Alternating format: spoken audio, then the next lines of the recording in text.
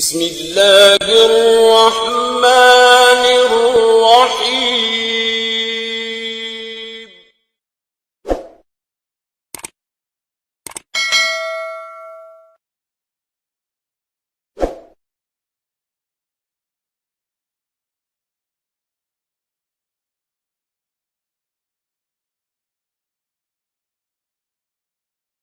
إن الحمد لله نحمده ونستعينه ونستغفره ونعوذ بالله من شرور أنفسنا ومن سيئات أعمالنا من يهده الله فهو المهتد ومن يضلله فليس له وليا مرشدا. الصلاة والسلام على خير خلقه محمد وآله وصحبه أجمعين. أما بعد فأعوذ بالله من الشيطان الرجيم. بسم الله الرحمن الرحيم. وَاعْلَمُوا أَنَّمَا غَنِمْتُم مِّن شَيْءٍ فَأَنَّ لِلَّهِ خُمُسَهُ وَلِلرَّسُولِ وَذِي الْقُرْبَى وَالْيَتَامَى وَالْمَسَاكِينَ وَابْنِ السَّبِيلِ إِن كُنتُمْ آمَنتُم بِاللَّهِ وَمَا أَنزَلْنَا عَلَى عَبْدِنَا يَوْمَ الْفُرْقَانِ يَوْمَ التَّقَى الْجَمْعَانِ وَاللَّهُ عَلَى كُلِّ شَيْءٍ قَدِيرٌ.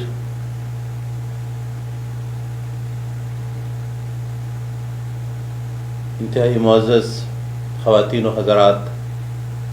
نوجوان بچوں اور بچیوں، السلام علیکم ورحمۃ اللہ وبرکاتہ. قرآن حکیم کی تفہیم، سمجھ اور غور و فکر کے سلسلے کے آج 10واں حصہ، انہیں قرآن حکیم کا 10ویں پارہ کے اہم نکات کو ہم آج کے دورہ تفسیر قرآن میں لیں گے. اللہ تبارک و تعالیٰ قرآن حکیم کی اس حصے کی بھی ہمیں فہم، ادائیگی اور دوسروں تک پہنچانے کی توفیق عطا فرمائے. 10واں پارہ بھی 2 حصوں پر مشتمل ہے. انہیں سورہ انفال کا آخری حصہ اور سورہ توبہ کا ابتدائی حصہ اس میں شامل ہے. سورہ انفال کے موضوعات جیسے چلے آ رہے ہیں کہ غزوہ بدر کے بعد اس کے نتائج اور اسلامی تحریک اور اسلامی اجتماعیت، مدینۃ النبی صلی اللہ علیہ وسلم پہ اس کے اثرات اور جو سوالات پیدا ہوئے، جو مسائل پیدا ہوئے، فتح کے نتیجے میں نئے مسئلے سامنے آئے، اس کے حل کے لیے اللہ تبارک و تعالیٰ نے سورہ انفال میں رہنمائی فرمائی. 10ویں پارے کا آغاز آیت نمبر 41 سے ہوتا ہے، جس میں اللہ تبارک و تعالیٰ نے سورت کے شروع میں تو صرف یہ فرمایا کہ انفال مال غنیمتیں صرف اللہ اور اس کے رسول کی ہے. مومن، مسلمان اور مجاہد وہ مال غنیمت کے لیے کسی طرح کی کوئی کاوش سر انجام نہیں دیتا. دنیا کی کسی مفاد کے لیے وہ اپنی محنت نہیں کرتا، بلکہ مومن، مسلمان، مجاہد، معاہد کہ تمام جد و جہد، چاہے وہ قتال فی سبیل اللہ کی ہو، چاہے وہ جہاد فی سبیل اللہ کی ہو، یا اعلاء کلمت اللہ یا اقامت دین کے جد و جہد کے سلسلے میں کسی بھی مرحلے کی کوئی ذمہ داری وہ سر انجام دیتا ہے تو صرف اس لیے کہ اللہ کے حکم کی تابعداری ہو اور دنیا اور آخرت میں کامیابی کے لیے وہ کچھ نیکی کے کام سر انجام دے سکے. تو قتال فی سبیل اللہ بھی اللہ تبارک و تعالیٰ کے عائد کیے ہوئے فرائض میں سے اہم فریضہ ہے جو ایک مسلمان سر انجام دیتا ہے اپنی اجتماعیت کے ساتھ مل کر. جب بدر میں اس فریضے کو سر انجام دیا گیا نبی مہرباں محمد مصطفیٰ صلی اللہ علیہ وسلم کی قیادت میں صحابہ رضوان اللہ علیہم اجمعین نے، تو اس کے بعد ایک طرف شہداء، دوسری طرف قیدی پکڑے گئے، تیسری طرف مال غنیمت حاصل کیا گیا. اب اس مال غنیمت کا کیا کیا جائے؟ قرآن حکیم نے پہلی رہنمائی آیت سورت کے شروع میں یہ کی کہ یہ تو اللہ اور اس کے رسول کے لیے ہے. سب لوگ اس پہ مطمئن، اور اس بات نے جاہلیت کے وہ تمام اصول اور فارمولوں کو توڑ دیا جس کے تحت لوگ مال غنیمت، قتل و غارت گیری میں اپنے مفادات کے اصول کے لیے جایا کرتے تھے. لہذا یہ امیدیں اور آرزویں ہی ختم کر دی. اب جا کر 10ویں پارے کے آغاز آیت نمبر 41 میں ارشاد فرمایا کہ دیکھو مال غنیمت کی تقسیم یوں ہوگی کہ اس کا 5واں حصہ آپ صلی اللہ علیہ وسلم یتیموں، قریبی رشتہ داروں، مساکین اور مسافروں کے لیے ہوگا، اور بقیہ 4 حصے یعنی 1/5 ان سرکاری مدات میں خرچ ہوگا، اور بقیہ پورا کا پورا مجاہدین میں تقسیم ہوگا۔ یہ تقسیم ایک عجیب نوعیت کی تھی۔ اس سے پہلے زیادہ تر حصہ تو کمانڈر ان چیف کو چلا جاتا تھا یا ریاست اور حکومت کو چلا جاتا، لیکن یہاں غور کی بات یہ ہے کہ یہ رسول صلی اللہ علیہ وسلم کے لیے تعلیمات کہ حاصل ہونے والے فوائد میں آپ کا حصہ 5واں، اور وہ 5واں بھی آپ کا نہیں بلکہ وہ تمام اقربا میں، یتیموں میں، مسکینوں میں، مسافروں میں تقسیم ہوگا، اور آپ صلی اللہ علیہ وسلم کا حصہ بھی خرچ ہوتا کہاں تھا؟ امت کے مسکین کمزور لوگ، وہاں آپ صلی اللہ علیہ وسلم کا حصہ ہی خرچ ہو جاتا۔ آپ کے ازواج مطہرات، آپ کے اہل بیت پہ خرچ ہونے والا حصہ یہ تھا، لیکن یہ اتنا بھی نہیں تھا کہ یہ بچا رہتا اور جس کے نتیجے میں ایک سرمایہ دارانہ امپائر کی ریاست یا خاندان وجود میں آ جاتا۔ دنیا بھر کے لیڈر فوائد سمیٹتے ہیں اپنی ذات اور اپنے خاندان تک۔ رسول اکرم صلی اللہ علیہ وسلم دنیا کے وہ قائد ہیں جنہوں نے دنیا کی مفادات کو اپنے خاندان کے لیے روکا اور فرمایا صدقات آل محمد صدقات استعمال نہیں کریں گے، ورنہ اگر صدقات آل محمد صلی اللہ علیہ وسلم کے لیے جائز قرار دیے جاتے، اہل بیت کے لیے جائز قرار دیے جاتے، تو کس شخص کا دل چاہتا کہ وہ اہل بیت کے علاوہ، آل محمد صلی اللہ علیہ وسلم کے علاوہ کسی اور کو صدقہ دیتا؟ لیکن آپ صلی اللہ علیہ وسلم نے منع فرمایا اور عملاً اس بات کو لاگو کیا کہ ہم اتنے کچھ حاصل کریں گے کہ بس زندگی گزر جائے، لیکن صدقات استعمال نہیں کریں گے۔ اس طرح مال غنیمت میں بھی آپ صلی اللہ علیہ وسلم کا حصہ 5واں، اور اس 5ویں میں بھی اس ملت کے آپ کے قریبی رشتہ دار، یتیم، مسکین اور مسافروں کو شریک کرا۔ اس سے ایک اصول یہ نکلتا ہے کہ اسلامی ریاست کے قیام کے نتیجے میں خاندانی بادشاہت وجود میں نہیں آتی۔ جس طرح کہ رسول اکرم صلی اللہ علیہ وسلم نے مدینہ میں اپنے خاندان کی بادشاہت قائم نہیں کی، اپنی نسلی بادشاہت قائم نہیں کی، بلکہ آپ صلی اللہ علیہ وسلم نے اپنا سب کچھ بھی اس امت پہ خرچ کیا اور لگایا۔ یہ تصور، یہ طریقہ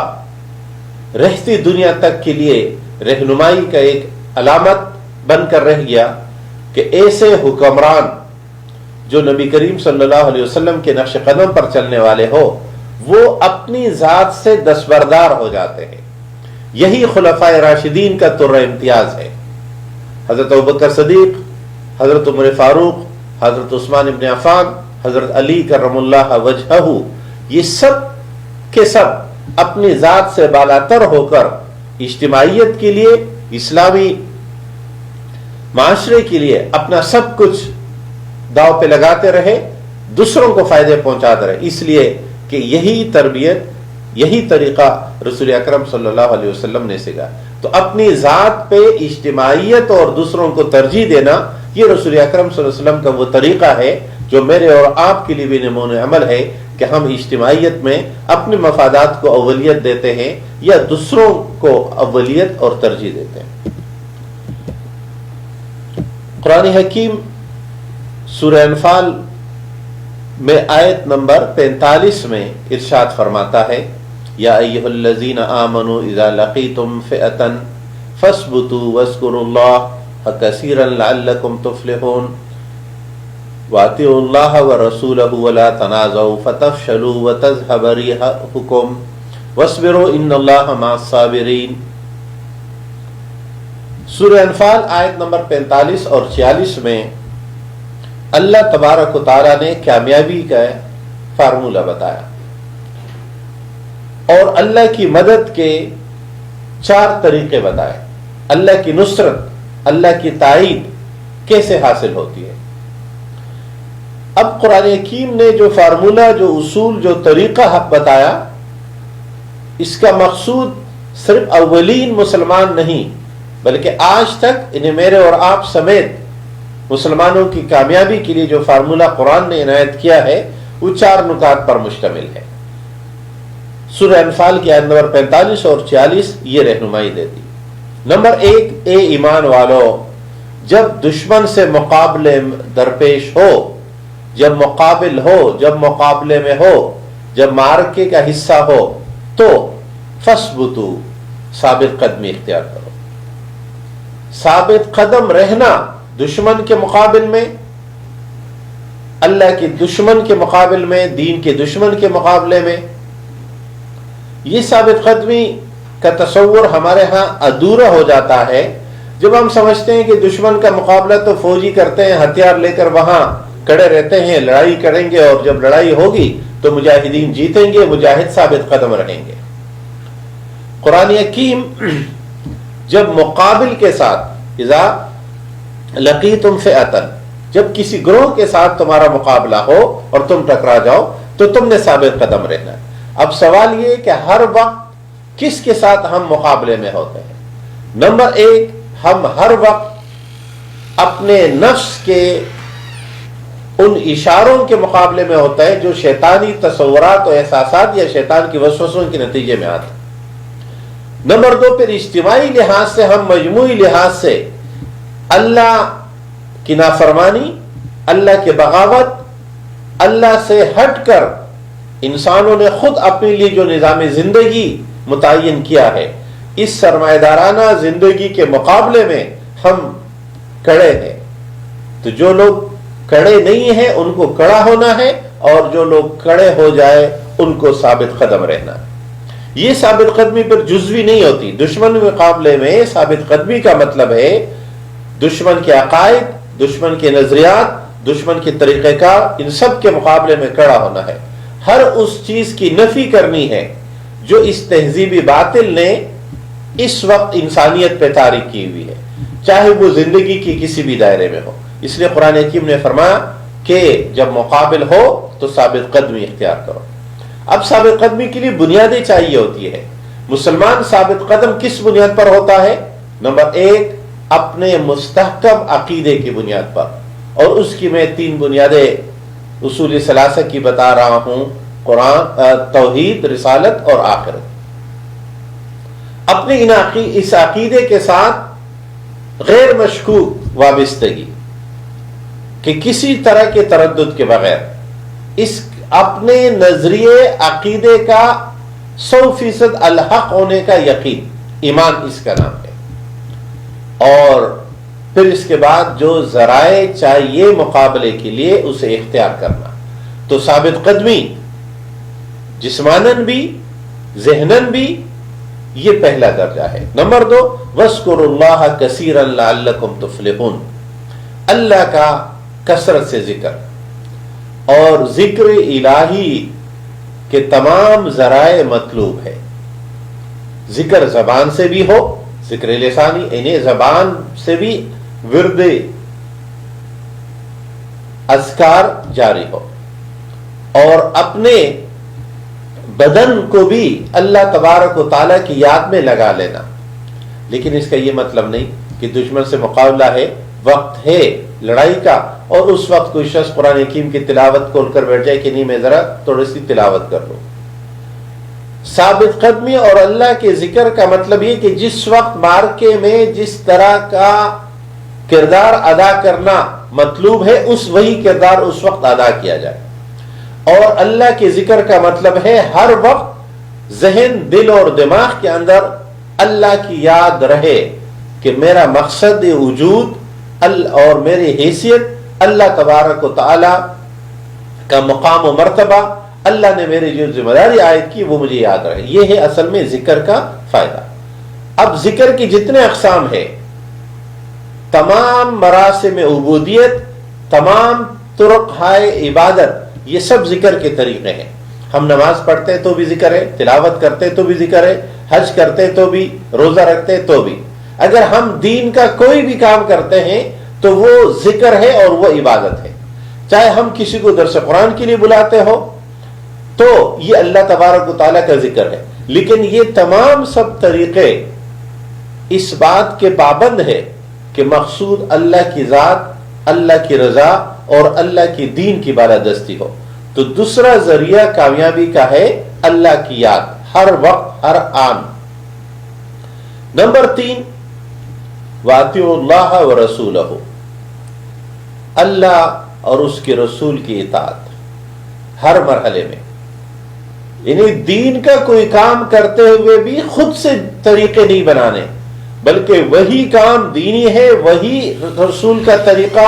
ہے جو ثابت ہے، جو معلوم ہے. اگر خود سے کوئی طریقہ بنائیں گے تو خود سے ہم نیکی کے تخلیق کرنے کے یا کسی چیز کو نیکی ٹھہرانے کے ذمہ دار نہیں ہیں، نہ یہ کسی کا مقام و مرتبہ ہے. یہ صرف اللہ اور اس کے رسول کا مقام و مرتبہ ہے کہ انہی نیکیوں کی اطاعت کو اختیار کیا جائے جو اللہ اور اس کے رسول نے بتایا. نمبر 4، وَلَا تَنَازَعُوا فَتَفْشَلُوا وَتَذْهَبَ رِيحُكُمْ، تم تنازعات کا شکار نہیں ہونا ورنہ تم کمزور پڑ جاؤ گے اور تمہاری ہوا اکڑ جائے گی، تمہاری کوئی حیثیت نہیں رہے گی، تمہارا کوئی وزن نہیں رہے گا. آج ہم مسلمانوں کی دنیا میں بے حیثیت ہونے، کمزور ہونے، بین الاقوامی سیاست میں کوئی وزن نہ ہونے، قوموں کی برادریوں میں قوموں میں اپنا کوئی مقام نہ ہونے کی وجہ یہ ہے کہ ہم مسلمان کہیں تو عرب راجواڑوں، ریاستیں تو نہیں، چھوٹے چھوٹے راجواڑوں میں تقسیم ہو گئے اور ہر ایک ریاست اپنے مفادات کے لیے دوسروں کو قربان کر دے. اگر آج بھی مسلمانوں کی کوئی اجتماعیت موجود ہوتی، ایک مجموعی اجتماعیت جو ایک زندہ متحرک اور ہر جگہ کے مسلمانوں کا ان پر اعتماد ہوتا، یہ عنوان ہے خلافت اسلامیہ کا کہ مسلمان اگر خلافت اسلامیہ قائم رکھتے تو مسلمانوں کا مجموعی وزن اتنا ہوتا کہ انہیں بین الاقوامی دنیا میں ان سے صرف نظر کرنا ممکن نہیں ہوتا. لیکن ہم جب ٹکڑوں میں بٹ گئے، بلکہ بٹا دیے گئے، تقسیم کر دیے گئے، اور جنگ عظیم کے بعد ترکی سلطنت عثمانیہ کے حصے تقسیم کر دیے گئے تو مسلمان اور زیادہ کمزوری کا شکار ہو گئے. اور اس کے بعد بر صغیر جب غلامی میں رہا تو اس کے نتیجے میں بھی کمزوریاں ہوئی. تو مسلمانوں کا اتحاد، مسلمانوں کی یکجہتی، یہ وہ بنیادی فارمولے کا حصہ ہے کہ جب تک یہ نہیں ہوگا تو ہماری حیثیت نہیں بن سکے گی. اس لیے قرآن حکیم نے فرمایا وَتَذْهَبَ رِيحُكُمْ. اب اس کا حل کیا ہے؟ آخری اصول بتایا، وَاصْبِرُوا إِنَّ اللَّهَ مَعَ الصَّابِرِينَ، کہ صبر کرتے رہنا. اب صبر کے لیے یہ لازمی ہے کہ مقابلہ ہوگا، کوئی مشقت ہوگی، کوئی پیش قدمی کرنی پڑے گی، تو اس کے لیے صبر اختیار کرے. اور اللہ تبارک و تعالی ہمیشہ صابرین کا ساتھ. مسلمانوں کی اجتماعیت چاہے بین الاقوامی طور کی ہو یا مقامی سطح کی ہو، یعنی خود مسلمان جہاں جہاں ہیں وہ آپس میں بھی ایک ہو ہر لحاظ سے، اور پورے مسلمان مل کر بھی ایک قوت بنے. یہ 4 نکاتی فارمولہ سورہ انفال کی آیت نمبر 45 اور 46 میں اللہ تبارک و تعالی نے ارشاد فرمایا.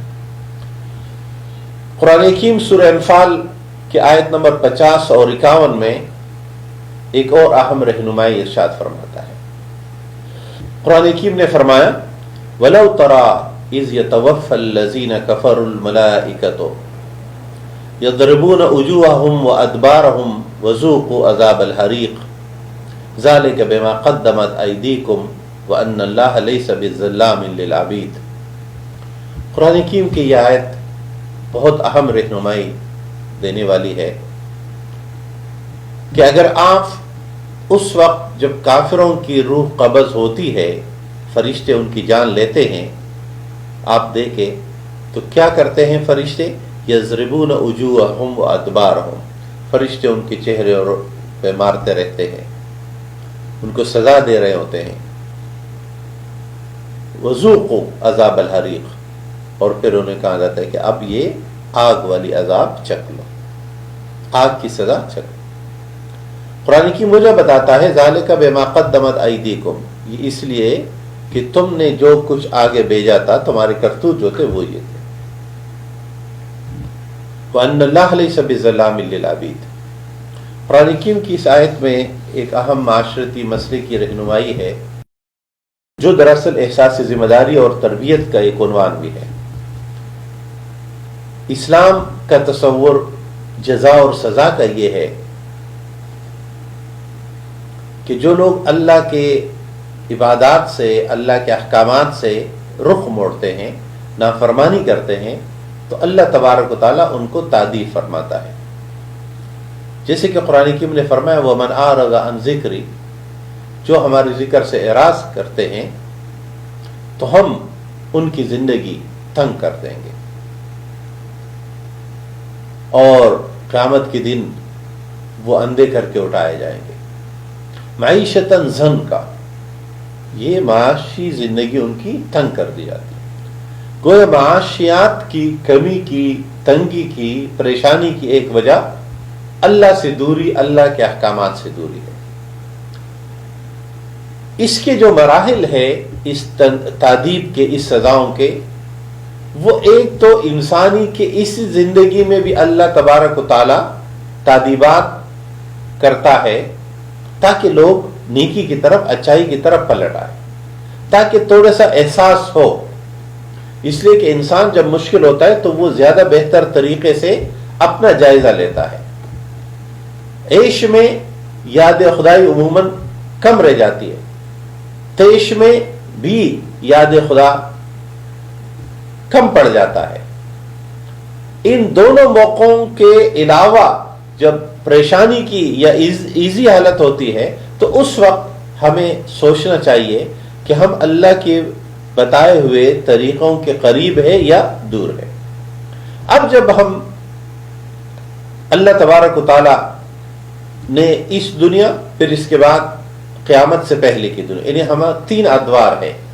ایک ہے ہماری یہ دنیا جس میں ہم پیدا ہوتے ہیں، اور پھر جب جب جس کی موت مقرر ہوتی ہے تو وفات پا جاتا ہے۔ ایک دور ہماری موت سے شروع ہوتا ہے اور یہ وقوع قیامت تک جاری رہے گا، جسے کبھی عالم برزخ کے نام سے یاد کیا جاتا ہے، اور کبھی ہم اسے عالم قبر کے نام سے یاد کرتے ہیں۔ قرآن حکیم کی یہ آیت اس پہلو کی وضاحت کرتی ہے، اور جو اب ہمارے معاشرے میں کچھ لوگوں نے یہ کہنا شروع کیا کہ عذاب قبر نہیں ہے، یا عذاب قبر اسلامی تصور نہیں ہے، یا عذاب قبر پر مختلف عقلی دلائل سے اعتراضات کرنے لگے، یا نقلی دلائل سے اعتراضات کرنے لگے کہ ابھی تو قیامت میں فیصلہ ہوا ہی نہیں ہے، تو قبل از قیامت کیسے کسی کو سزا مل رہی ہے۔ قرآن حکیم کی یہ آیت نمبر 50 اس کی وضاحت کرتی ہے کہ دراصل اللہ تبارک و تعالی کے فرشتے تو اس وقت بھی سزا دے رہے ہوتے ہیں جب فرشتے ان سے روح قبض کرتے ہیں۔ اذ یتوفی الذین کفروا، جب کافروں کی روح فرشتے قبض کرتے ہیں تو یضربون وجوہہم، اس وقت وہ مارتے ہیں۔ اور قرآن حکیم جگہ جگہ اس کی وضاحت کرتا ہے کہ فرشتے یہ روح کتنی سختی سے قبض کرتے ہیں۔ قرآن حکیم عذاب قبر کی دونوں کیفیات کو ذکر کرتا ہے۔ انسان کے لیے قرآن حکیم نے فرمایا کہ جب بھی کوئی شخص وفات پاتا ہے، اذا اماتہ فاقبرہ، قرآن حکیم نے فرمایا جب بھی کوئی شخص موت سے دوچار ہوتا ہے تو اس کی قبر کی زندگی شروع ہو جاتی ہے۔ اور ہمارے یہاں یہ غلط فہمی شاید ہے کہ قبر سے مراد ہم وہ مخصوص سائز کا گڑھا مراد لیتے ہیں، جو کہ عمومی مسنون طریقہ ہے تدفین کا، لیکن ہر انسان کو تدفین میسر نہیں آتا، کبھی پانی میں ڈوب جاتے ہیں، کبھی کسی دھماکے میں اڑ جاتے ہیں۔ تو موت کی جو بھی کیفیت ہوتی ہے، موت کے بعد والی زندگی قبر کی زندگی ہے، اور یہ اللہ تبارک و تعالی ہر کسی کو عطا کرتا ہے۔ پھر قبر کی زندگی جاری رہتی ہے، یہاں تک کہ قرآن حکیم ہر ایک کے لیے کہتا ہے کہ ہم وَإِذَا الْقُبُورُ بُعْثِرَتْ، جب قبروں کو کھول دیا جائے گا اور سب لوگ قبروں سے نکلے. اب یہاں بھی قبر سے مراد وہ بھی ہے جو کہیں پر ڈوب گیا تھا، لاش نہیں مل سکی، وہ بھی ہے جو کہیں پر لاش جنگل میں کھو گئی، اور یا کوئی آگ لگنے کے نتیجے میں، دھماکے کے نتیجے میں تدفین ممکن نہیں ہو سکی. یعنی جس غلط فہمی کو رفع کرنا مقصود ہے وہ یہ ہے کہ قبر سے مراد کوئی مخصوص گڑھا نہیں ہے، بلکہ موت کے فوراً بعد کی شروع ہونے والی زندگی اور قیامت کے لیے دوبارہ حشر کے لیے اٹھ کھڑے ہونے والے دن تک کی زندگی، چاہے اس کو عالم برزخ کہے یا قبر کی زندگی کہے. تو موت کے ساتھ ہی ان کی یہ کیفیت شروع ہو جاتی ہے. اللہ تبارک و تعالیٰ سے ہمیشہ عذاب قبر سے محفوظ رہنے کی دعا کرنی چاہیے، جیسے کہ رسول اکرم صلی اللہ علیہ وسلم نے بھی ہمیشہ عذاب قبر سے دعا مانگی تھی. قرآن حکیم آخری لفظ استعمال کرتا ہے، اور یہ بڑا اہم ہے کہ قرآن حکیم نے فرمایا کہ اس سزاؤں کے اندر، ان غلطیوں کے جو تنبیہات ہوں گی، اس کے لیے اللہ تبارک و تعالی ظلم نہیں کرتا کسی کے ساتھ. جو لفظ قرآن حکیم نے استعمال کیا آیت نمبر 51 میں، وَأَنَّ اللَّهَ لَيْسَ بِظَلَّامٍ لِلْعَبِيدِ، کہ اللہ ظالموں پر مبالغے کا صیغہ استعمال کیا، بہت زیادہ ظالم نہیں ہے. کیا اس سے یہ مطلب نکلتا ہے کہ اللہ بہت ظالم نہیں ہے؟ تو کیا اللہ تعالیٰ نعوذ باللہ تھوڑا سا ظلم کرتے ہیں؟ تو عربی ادب کے لحاظ سے بلاغت کے اس اصول کو سمجھنا چاہیے کہ جب مبالغے میں نفی ہو، یعنی مبالغے کی نفی ہو کہ لیس بظلام، تو اس سے مطلوب ہے نفی میں مبالغہ، کہ اللہ تبارک و تعالیٰ کسی بھی طرح کا کوئی بھی ظلم کبھی بھی کسی کے ساتھ بھی نہیں کرتا. یہ اللہ تبارک و تعالیٰ کی صفت ہی نہیں ہے. اور اس کی ایک اور پہلو سے بھی وضاحت ہو سکتی ہے کہ اللہ تبارک و تعالیٰ کی ہر صفت صفت کمال کی ہے. اللہ رازق ہے تو صرف رازق نہیں، بلکہ سب سے بڑا رازق ہے، سب سے زیادہ رزق دینے والا ہے. اور رزق میں اتنی کشادگی ہے کہ جو مخالف ہے اس کو بھی دیتا ہے. اس طرح اللہ تبارک و تعالیٰ رحیم تو تھوڑی دیر کے لیے نہیں، ہمیشہ کے لیے. اور رحیم رحمت کا وہ درجہ کہ اس سے بالاتر رحمت کا درجہ نہیں ہو. اس طرح اللہ تبارک و تعالیٰ محبت کرتا ہے، ہدایت کا، رہنمائی کا سامان بہم پہنچاتا ہے، تو وہ بھی انتہا کر دیتا ہے. تو اگر اللہ تبارک و تعالیٰ کی صفت میں ظلم کی صفت ہوتی تو پھر اللہ تبارک و تعالیٰ اس کی بھی کمال درجے کے ہوتے. لیکن اللہ تبارک و تعالیٰ کے لیے یہ صفت ہے ہی نہیں، اور اسے ہم ان صفات میں شمار کرتے ہیں جو منزہ کرنا مقصود ہوتا ہے. جب ہم اللہ کی پاکیزگی بیان کرتے ہیں تو قرآن حکیم جگہ جگہ ان الفاظ کی نفی کرتا ہے جو صفات اللہ تبارک و تعالیٰ کے لیے نہیں پائے جاتے. اور یہی ہمارا عقیدہ ہے کہ کمال کے تمام صفات، اچھائیوں کے تمام صفات کا مجموعہ وہ ذات واجب الوجود ہے، اور کمتری کی، کمزوری کی، لوز پوائنٹ کوئی بھی اللہ تبارک و تعالیٰ کے صفات میں نہیں پایا جاتا. قرآن حکیم سورہ انفال کی آیت نمبر 60 اور 61 میں مسلمانوں کی زندگی کے اہم ترین مرحلے میں، جسے ہم بین الاقوامی قانون سے تعبیر کرتے ہیں، انٹرنیشنل لا آف اسلام، اسلام کا بین الاقوامی قانون. اور اس بین الاقوامی قانون کے بھی دو حصے ہوتے ہیں. ایک عام حالات میں بین الاقوامی قانون کے دفعات کیا ہوں گے، پڑوس ریاستوں سے اسلامی ریاست کے تعلقات کی نوعیتیں کیا ہوں گی، اور دشمن ریاستوں سے تعلقات کی نوعیتیں کیا ہوں گی. ایک تیسری قسم کی ریاستیں وہ ہوں گی پڑوس یا دور والی کہ جو ہے تو غیر اسلامی ریاستیں لیکن ان کے ساتھ مسلمانوں کا کوئی معاہدہ ہے. تو قرآن حکیم سورہ انفال میں اس پہلو سے بھی رہنمائی کرتا ہے، کیونکہ مدینۃ النبی صلی اللہ علیہ وسلم کے وجود میں آنے کا مطلب یہ تھا کہ مسلمانوں نے اقامت دین کے لیے ایک روئے زمین حاصل کر لی. وہ دین جس کے ہم علمبردار تھے ہے، اس دین عملاً وہ ایک روئے زمین، ایک خطہ ارضی پر قائم ہے. لہذا اب وہ ایک ریاستی حیثیت رکھنے کے لحاظ سے اس کے دو دشمن ریاستیں ہوں گی، کچھ معاہد ریاستیں ہوں گی، تو قانونی جنگ کیا ہوگا، صلح کی بنیادیں کیا ہوں گی. اس سے ہماری ایک اور رہنمائی ملتی ہے کہ قرآن حکیم گویا ہمیں صرف عبادات کا طریقہ نہیں بتاتا، بلکہ قرآن حکیم ہمیں ریاستی قوانین بھی بتاتا ہے. تو قرآن حکیم نے فرمایا وَأَعِدُّوا لَهُم مَّا اسْتَطَعْتُم مِّن قُوَّةٍ وَمِن رِّبَاطِ الْخَيْلِ، کہ تم جس اسلامی ریاست کے ذمہ دار ہو، چاہے شہری کی حیثیت سے ہو، چاہے ریاست کے درمیانی درجے کی ذمہ داروں کی حیثیت سے ہو، یا ریاست کے حکمران کے طور پر ہو، یعنی خلیفہ کی حیثیت سے ہو، خلیفۃ المسلمین کی حیثیت سے ہو، جس بھی حیثیت سے ہو، ہر حیثیت سے تم ذمہ دار ہو، تو ہر ایک کو اپنے حصے کا کام کرنا ہوگا. تو قرآن حکیم نے فرمایا کہ پہلا کام تو یہ ہے کہ وَأَعِدُّوا لَهُم مَّا اسْتَطَعْتُم مِّن قُوَّةٍ وَمِن رِّبَاطِ الْخَيْلِ، کہ دشمن کے مقابلے میں تم نے کمزور نہیں بننا ہے، تم نے تیاری کرنی ہے. اور یہ تیاری کے حدود کیا ہوں گے؟ مستطاعتم، مقدور بر، جتنے تمہارے لیے استطاعت ممکن ہے تم تیاری کرو گے، دشمن کے مقابلے میں تیار رہو گے. اور اس کے لیے آسان سا محاورہ ہم استعمال کرتے ہیں کہ جو لوگ جنگ میں گھوڑے پالتے ہیں وہ کبھی کامیاب نہیں ہوتے، بلکہ کامیابی کے لیے یہ لازمی ہے کہ جنگ سے پہلے گھوڑے پالے جائیں اور پھر جنگ میں وہ استعمال ہوتے ہیں. تو یہاں بھی تیاری پہلے ہوگی، اور بالکل اس فارسی محاورے کے مطابق کہ جو مکہ جنگ کے بعد یاد آئے اسے اپنے منہ پہ مار ڈالنا چاہیے. تو جنگ سے پہلے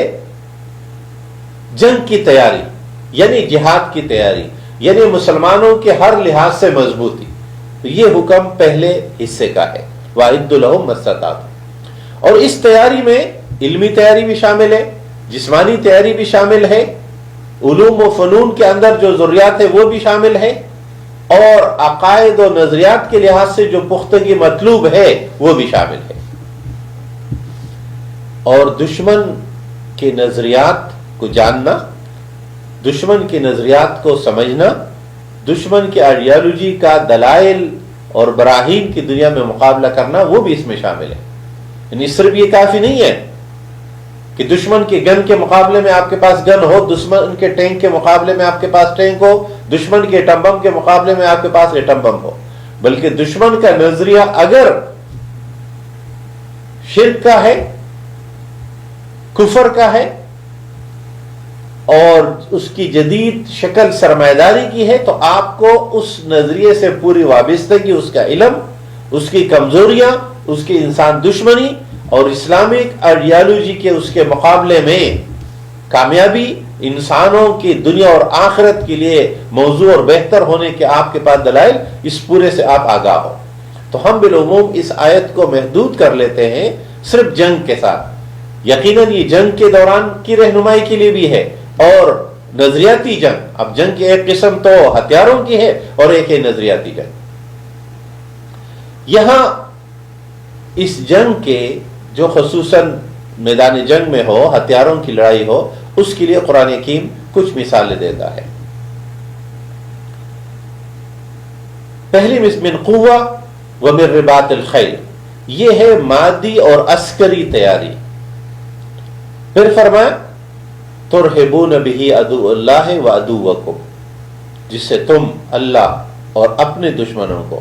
یعنی گویا جو اللہ کے ساتھ دشمنی کرتے ہیں، تم چونکہ اللہ کے فرما بردار مخلوق ہو، اللہ کے پیغام کے علم بردار ہو، امین ہو، ذمہ دار ہو، اس لیے لوگ تم سے دشمنی اس بنیاد پر کریں گے. اس کا مطلب ہے یہ مقام بھی حاصل کرنا ہے. اگر ہم اللہ کے ساتھ، یعنی یہ جو ہم اسلامی اجتماعیت کی بات کرتے ہیں،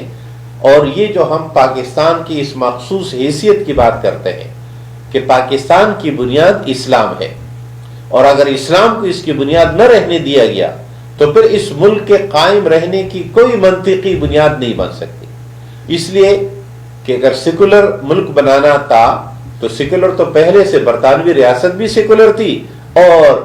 بھارت بھی ایک سیکولر ریاست، تو پھر تو نہ تو ہندوستان کی آزادی کی بات کرنا مناسب تھا اور نہ پھر اس کے بعد قیام پاکستان کی بات کرنا۔ اور اگر کسی زبان کی بنیاد پر ریاست بنانا تو پھر تو یہ ریاست پاکستان کی بھی کوئی ایک زبان نہیں،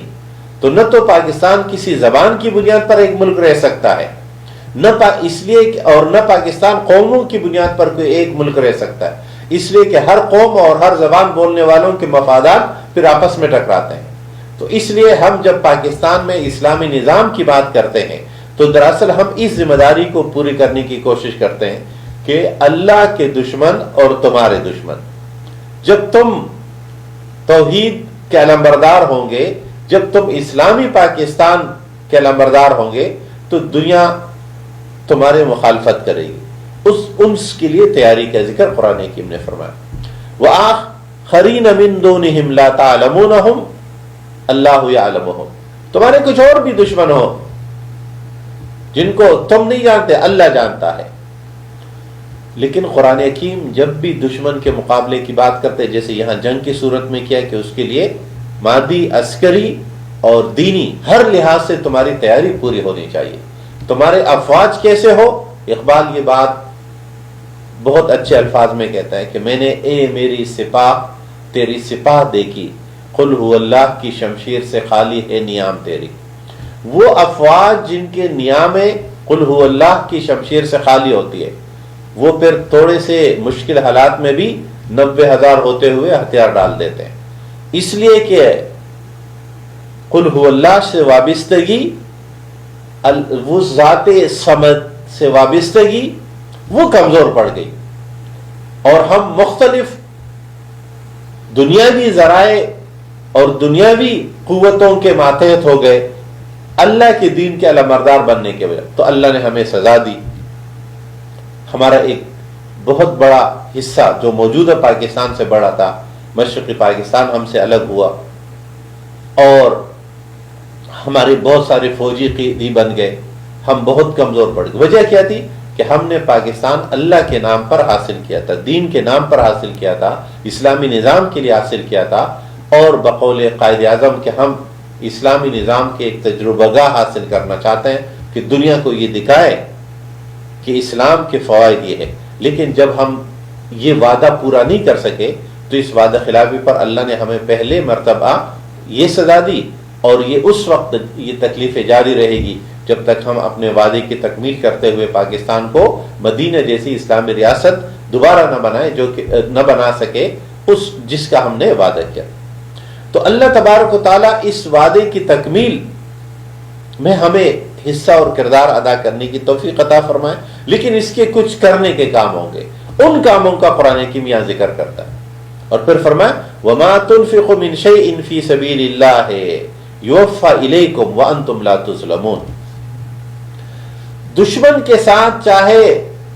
جنگ نظریاتی ہو یا جنگ ہتھیاروں کی ہو، دونوں صورتوں میں جنگ مقابلے کے لیے مادی وسائل کی ضرورت ہے، اور یہ مادی وسائل اخلاقی معاملہ جنگ میں بھی مطلوب ہوتے ہیں۔ جب آپ سمجھانا چاہتے ہیں آپ کو وسائل استعمال کرنے پڑتے ہیں اپنی بات، اپنا پیغام دوسروں تک پہنچانے کے لیے، تو قرآن حکیم اس کے لیے ایک جامع لفظ استعمال کرتا ہے، انفاق فی سبیل اللہ،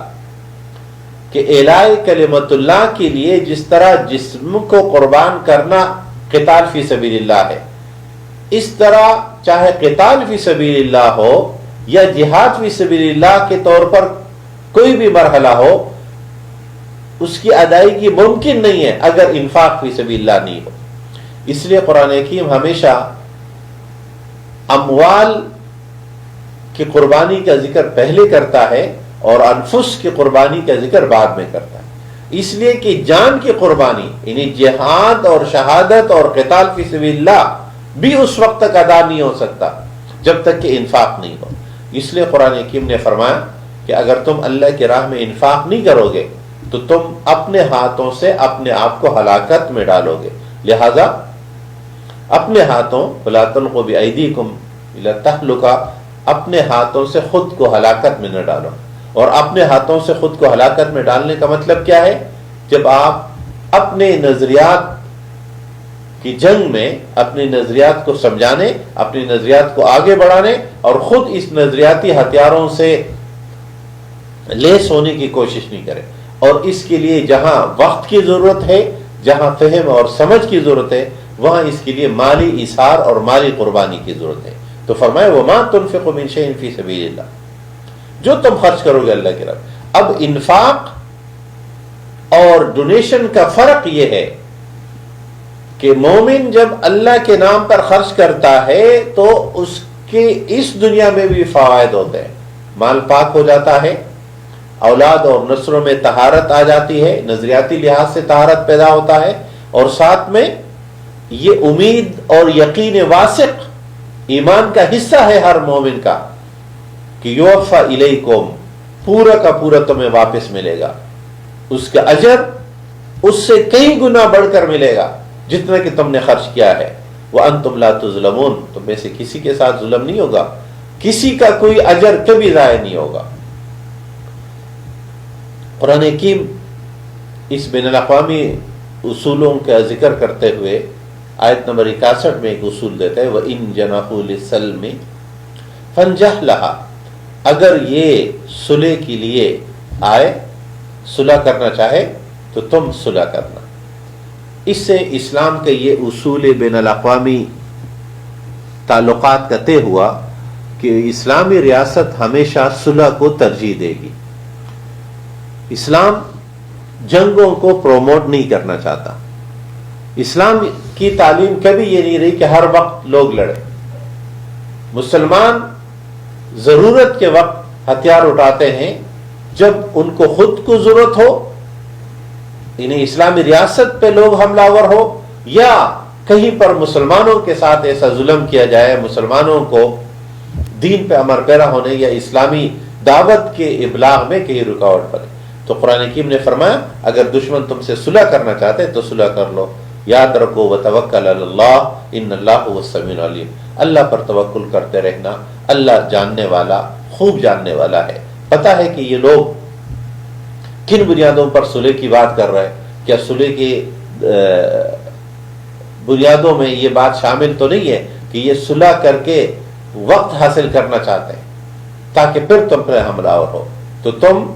جب یہ صلح کی پیشکش کرے تو صلح مسلمانوں کی طرف سے ریجیکٹ نہیں ہوگی. وَإِن يُرِيدُوا أَن يَخْدَعُوكَ فَإِنَّ حَسْبَكَ اللَّهُ. قرآن حکیم دشمنوں کا ذکر کرتے ہوئے، کافروں کا ذکر کرتے ہوئے ارشاد فرماتا ہے کہ مومنوں کے آپس میں رویے اور تعلقات کیسے ہوں گے. تو قرآن حکیم نے فرمایا کہ اگر یہ منافقین، یہ دشمن، یہ مخالف تمہیں دھوکہ دینے کی کوشش کرتے ہیں تو یاد رکھو فَإِنَّ حَسْبَكَ اللَّهُ، اللہ کافی ہے. وَهُوَ الَّذِي أَيَّدَكَ بِنَصْرِهِ، وہی اللہ ہے جو اپنے خاص مدد سے آپ کا ساتھ دے گا. وَبِالْمُؤْمِنِينَ، اور مومنین کے ذریعے. اس آیت نے ایک بہت اہم رہنمائی کی اور یہ اس آیت کا مستقل موضوع ہے کہ قرآن حکیم رسول اکرم صلی اللہ علیہ وسلم کے لیے مومنوں کو دوست، ساتھی، مددگار، معاون و مومد کے طور پہ ذکر کرتا ہے. جیسے یہاں فرمایا کہ اللہ مدد کرتا ہے اور وبالمؤمنین، اور مومنوں کو اللہ. یہ جو اسلامی اجتماعیت وجود میں آئی رسول اللہ علیہ وسلم اور آپ کے ارد گرد عظیم صحابہ رضوان اللہ علیہم اجمعین، یہ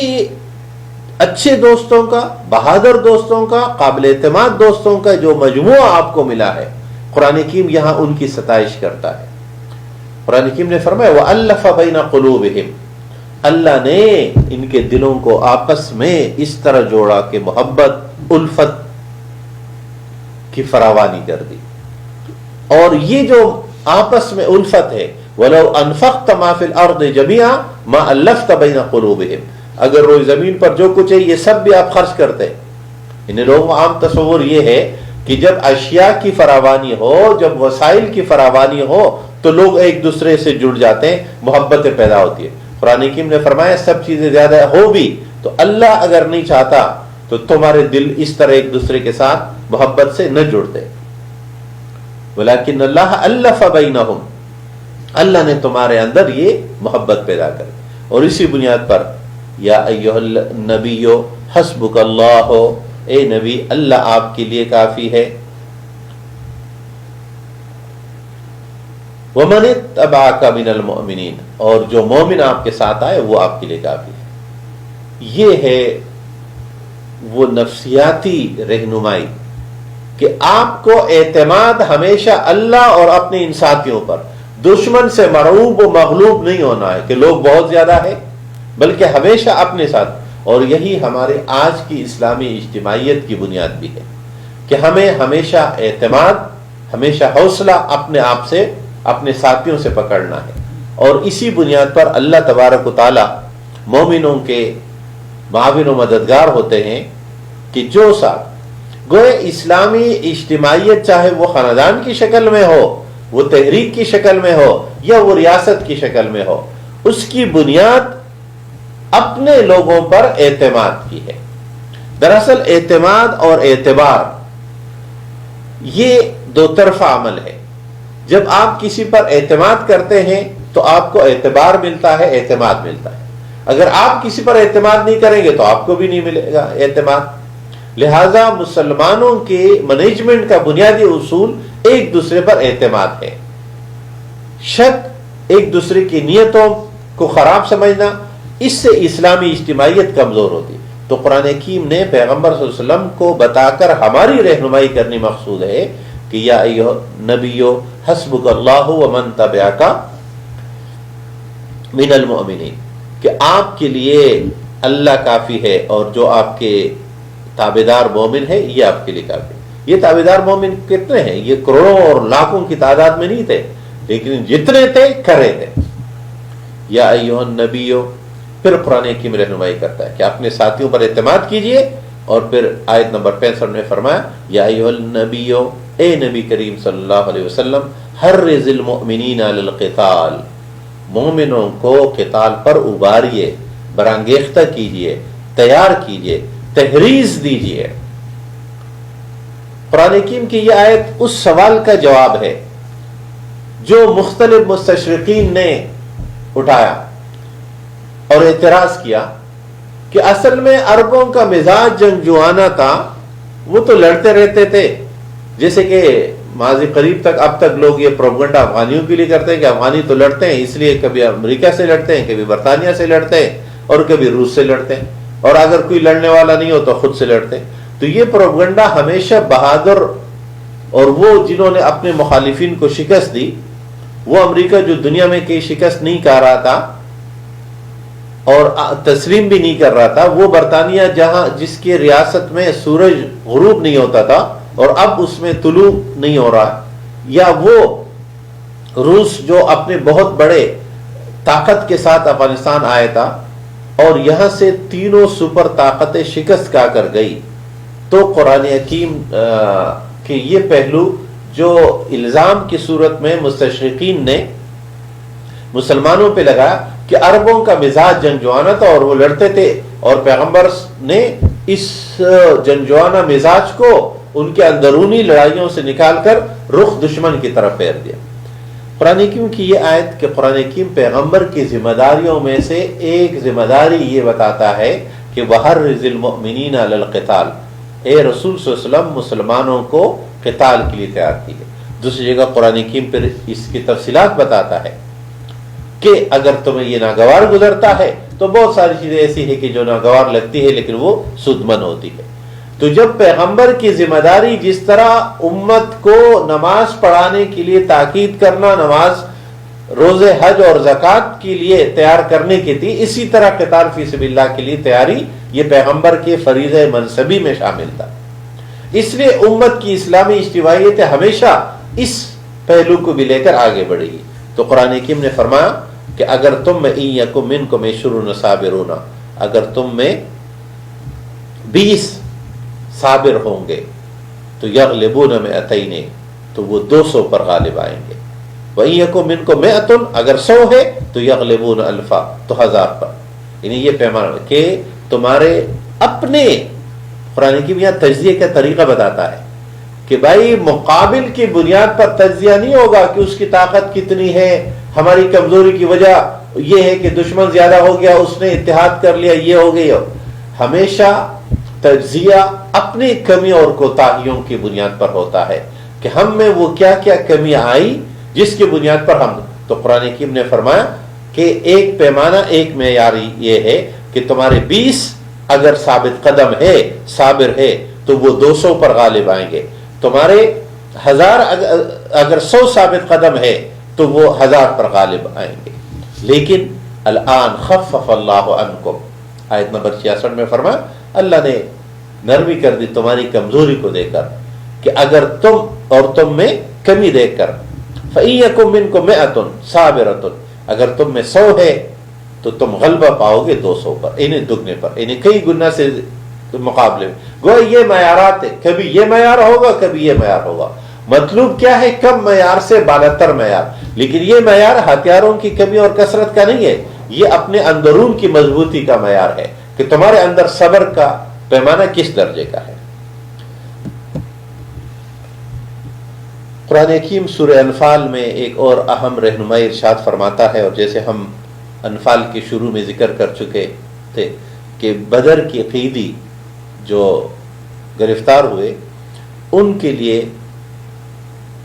یہ موضوع، بدر کے قیدیوں کا موضوع بھی سورہ انفال کا اہم موضوع ہے۔ مسلمانوں کو چونکہ پہلی مرتبہ اس کا سامنا کرنا پڑا صورتحال کا کہ کچھ قیدی جو 70 کی تعداد میں تھے، جس میں عربوں مشرکین مکہ کے بڑے بڑے لوگ تھے، جب قیدی آئے رسول اکرم صلی اللہ علیہ وسلم نے اس واقعے کو، ہمارے تمام محدثین نے تفصیل سے ذکر کیا ہے، اور اسی واقعے سے ہمارے ہاں اصول فقہ میں سنت کے باب میں بہت سارے اصول بھی متعین ہوتے ہیں۔ واقعہ ایک ہی ہوتا ہے، رہنمائی اس میں بہت ملتی۔ رسول اکرم صلی اللہ علیہ وسلم نے صحابہ رضوان اللہ علیہ مجمعین سے مشورہ فرمایا، تو ایک رائے یہ آئی کہ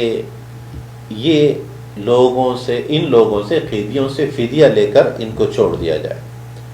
جس کے نتیجے میں 2 فائدے ہوں گے۔ ایک تو یہ کہ ان لوگوں کا دل نرم ہوگا، اس احسان کو یاد رکھیں گے، اور بعد میں شاید ان میں کچھ لوگ ایمان لیں۔ ہماری بالادستی تو قائم ہو چکی ہے، انہیں ہم نے ایک فتح حاصل کر لی۔ دوسری رائے یہ آئی کہ یا رسول اللہ، ہمارے پاس موقع ہے کہ دشمن کی ٹوٹی ہوئی کمر کو مکمل توڑ دے تاکہ دوبارہ یہ کبھی ہمارے مقابلے میں نہیں آ سکے۔ اور اس کا حل یہ، عملی شکل یہ ہوگی کہ یہ جو ان کی قیدی ہے ہمارے پاس، ان سب کو ان کے جرائم کے، ظاہر ہے یہ قیدی اتنے معصوم نہیں تھے، یہ وہ لوگ تھے جو 13 سال تک رسول اکرم صلی اللہ علیہ وسلم اور آپ کے ساتھیوں پر ہر طرح کا ظلم و ستم ڈھاتے رہے۔ تو لامحالہ مہاجرین صحابہ کی خصوصاً اکثریت کی رائے یہ تھی، اور انصار صحابہ کی بھی، کہ ان کو سزائے موت دی جائے۔ اب فدیے والی رائے، جرمانے والی رائے حضرت ابوبکر صدیق کی بھی تھی، اور سزا والی رائے، ان کو سزائے موت دینے کی رائے حضرت عمر فاروق رضی اللہ تعالیٰ عنہ کی بھی تھی۔ رسول اکرم صلی اللہ علیہ وسلم نے اپنی رائے جب پیش کی تو وہ حضرت ابوبکر صدیق رضی اللہ تعالیٰ عنہ کی رائے کے مطابق تھی، اور پھر فیصلہ اسی پر ہوا، ان قیدیوں سے فدیہ لیا گیا، اور پھر اس میں بہت واقعات ہوئے، بہت سارے انہیں عجیب، اور انہی میں حضرت خدیجہ الکبریٰ رضی اللہ تعالیٰ عنہا کے ہار کا بھی واقعہ موجود ہے کہ جب ان کے زینب کے شوہر گرفتار ہوئے تھے، ان کے فدیے کے طور پر وہی ہار آیا جو زینب کو رسول اکرم صلی اللہ علیہ وسلم کی بیٹی کو خدیجہ الکبریٰ والا ہار جو ملا تھا، اور رسول اللہ صلی اللہ علیہ وسلم نے وہ ہار دیکھا، آپ کو وہ تمام غم، دکھ اور درد یاد آیا، اور آپ صلی اللہ علیہ وسلم نے اپنے اس داماد کو، یہ عجیب سا ماحول ہے کہ داماد بھی اس قیدی میں، عباس بھی ہے، چچا بھی ہے، اور ظاہر باقی صاحب حضرت عمر اپنے ماموں بھی تھے، یعنی مطلب سب مہاجرین کے رشتہ دار تھے آپس میں۔ تو بہت سارے اس طرح کے جذباتی ماحول اور جذباتی مثالیں بھی موجود ہیں۔ فیصلہ ہو گیا، قیدیوں کو چھوڑ دیا گیا، اور جن قیدیوں کے فدیہ دینے کا کچھ بھی نہیں تھا تو ان سے کہا گیا تم ہمارے اتنے بچوں کو پڑھاؤ گے جو لکھنا پڑھنا چاہتے۔ یہ ایک اور پہلو ہے اس کا کہ اسلام میں تعلیم اور اولاد کی تعلیم اتنی اہم تھی کہ جنگی قیدیوں کے فدیے کی صورت میں یہ بھی طے کیا گیا کہ تم اتنے اتنے قیدیوں کو پڑھاؤ گے، بچوں کو پڑھاؤ گے۔ اس کے بعد وہی جب آئی تو قرآن حکیم نے جو رہنمائی کی اس کا آیت نمبر 67، 68 اور 69 میں ذکر ہے، 67 سے لے کر 70 کہ حق کیا تھا، صحیح کام کیا تھا۔ قرآن حکیم نے فرمایا ما کان لنبی ان یکون له اسرا حتی یسخن فی الارض، کسی نبی کی یہ مقام، یہ لائق نہیں ہے کہ اس کی قیدی ہو، وہ قیدی رکھے، ان سے فدیہ لے، بلکہ حتی یسخن فی الارض، یہاں تک کہ خونریزی ہو، ان کا خون بہایا جائے۔ تريدون عرض الدنیا واللہ یرید الآخرہ، تم دنیا کی چیزوں کو ترجیح دیتے ہو اور اللہ آخرت کو ترجیح دیتا ہے، واللہ عزیز الحکیم، اللہ غالب حکمت والا۔ سورہ انفال کی اس آیت نے یہ بات متعین کر دی کہ صحیح رائے تو وہ تھی جس میں ان قیدیوں کو، چونکہ جنگی قیدی تھے، ان کے جرائم موجود تھے، لہذا ان کو سزائے موت ملنی چاہیے۔ ہم جب اس آیت سے رہنمائی حاصل کرتے ہیں، قوانین اس آیت کی بنیاد پر بنے، تو اس میں ایک تو یہ جنگی قوانین بھی تھے، لیکن ایک اہم ترین قانون یہ وجود میں آیا کہ اسلامی اجتماعیت یا مسلمانوں کی اجتماعیت کا جو شورائی نظام ہے، انہیں مشاورت ہے، یہ غلطی بھی کر سکتا ہے، انہیں شورا غلط فیصلہ کر سکتی ہے، بعد کے حالات یہ ثابت، اور یہاں رسول اکرم صلی اللہ علیہ وسلم کی موجودگی میں مشاورت کے فیصلے کو وحی نے غلط ٹھہرایا کہ یہ درست نہیں تھا۔ اب اس وقت تو خوش قسمتی یہ تھی کہ رسول اکرم صلی اللہ علیہ وسلم کی زندگی میں چونکہ وحی کا تعلق موجود تھا، وحی نے فوراً اصلاح کر دی۔ بعد میں چونکہ کسی اور انسان کے پاس وحی کا کوئی ذریعہ موجود نہیں ہے، رہنمائی کا براہ راست کوئی ذریعہ نہیں ہے، انہی احکامات الہیہ سے رہنمائی حاصل کرنی ہے۔ تو اس آیت نے یہ رہنمائی دے دی کہ اجتماعیت مشاورت اور شورا میں بھی غلطی کر سکتی ہے، لہذا اس بات پر کبھی اصرار نہیں کرنا چاہیے کہ شورا یا مشاورت غلطی نہیں کر سکتی۔ اور اس غلطی کی کیفیت کیا تھی، انہیں کس درجے کی تھی؟ قرآن حکیم اگلی آیت میں فرماتا ہے لولا کتاب من اللہ سبق، اللہ کی طرف سے طے شدہ اصول تمہارے لیے یہ نہ ہوتا کہ ہم تمہیں عذاب کا شکار نہیں کریں گے، لمسکم فیما اخذتم عذاب عظیم، تو اللہ کا عذاب عظیم کا تم شکار ہو جاتے ہیں۔ اور رسول اللہ صلی اللہ علیہ وسلم نے اس کی وضاحت ارشاد کرتے ہوئے فرمایا اللہ کا عذاب یہاں تک آ گیا تھا، لیکن اللہ کا یہ فیصلہ سامنے آیا کہ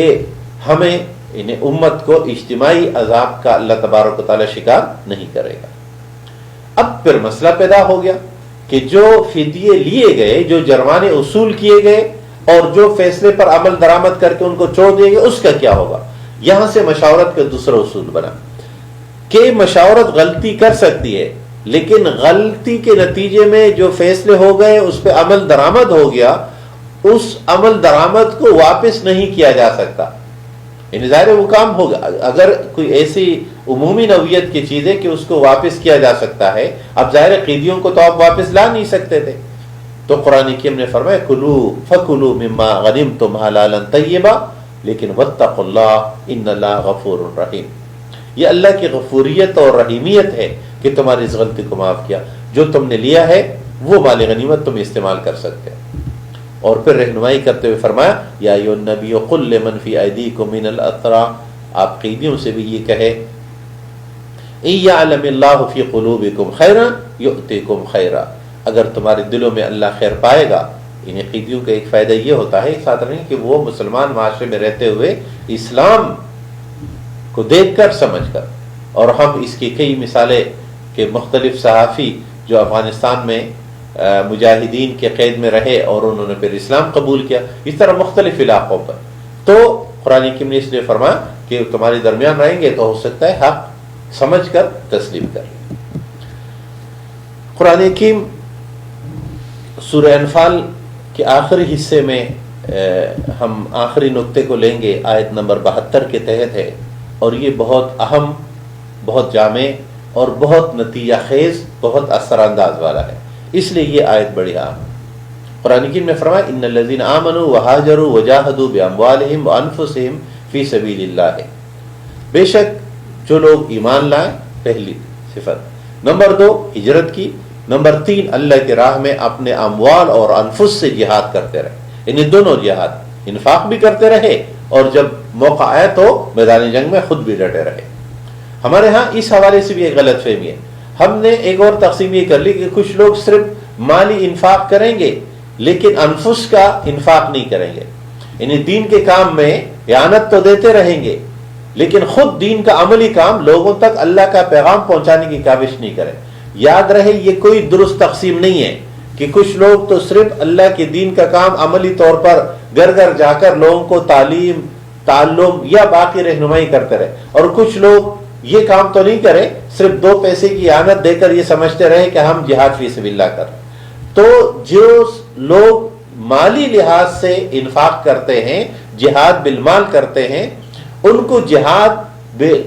نفس بھی کرنا ہے، یعنی عملاً بھی دین کے دیگر کاموں میں حصہ لینا ہے. اور جو لوگ دین کے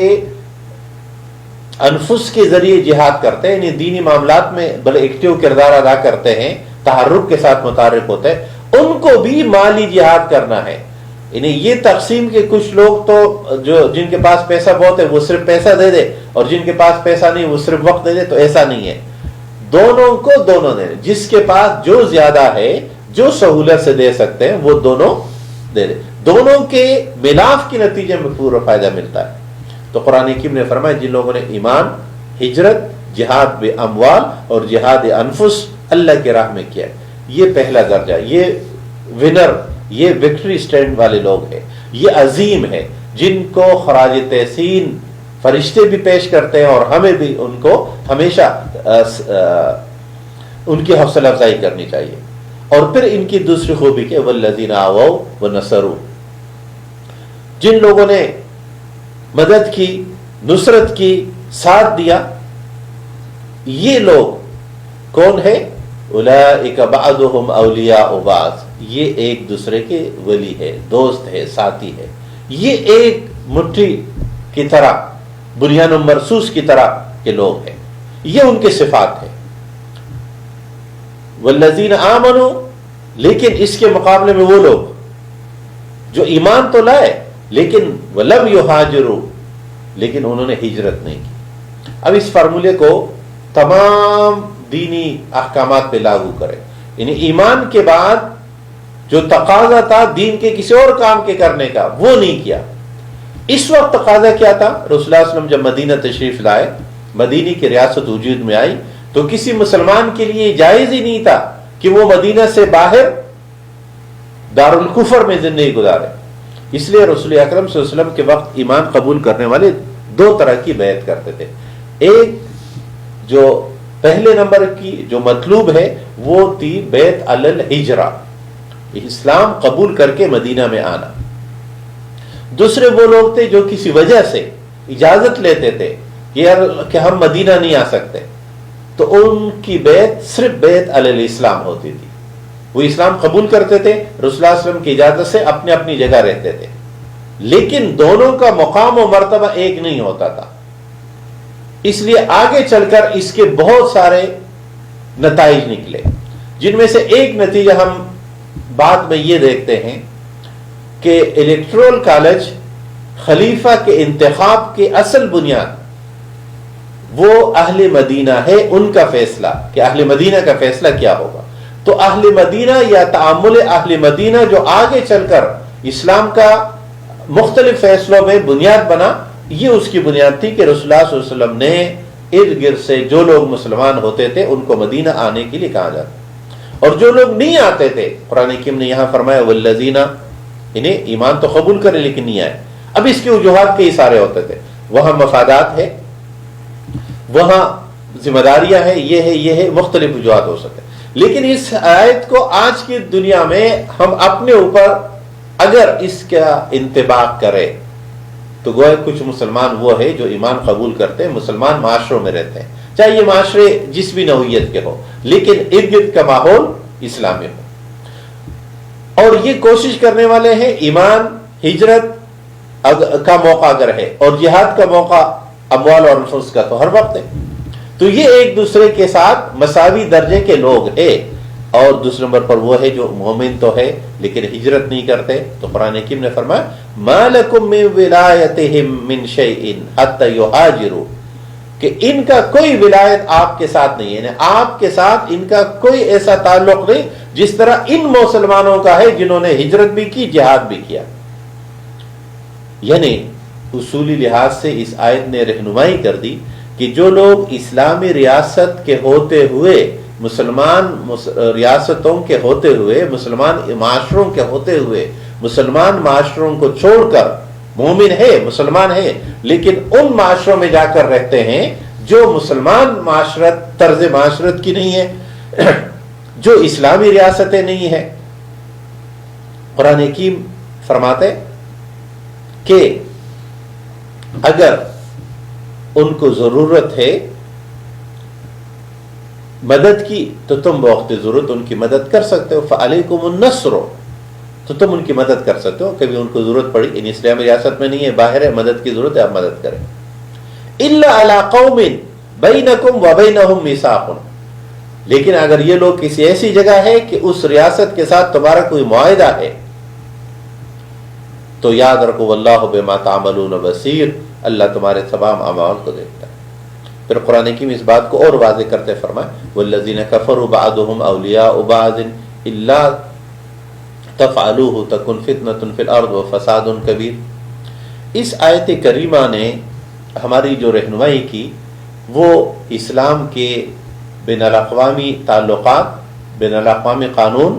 خصوصاً مسلمان جو دنیا میں جگہ جگہ ہے، یا خصوصاً وہ مسلمان جو دارالاسلام کو چھوڑ کر دارالکفر میں یا دارالحرب میں جا کر رہنا شروع کر دیتے۔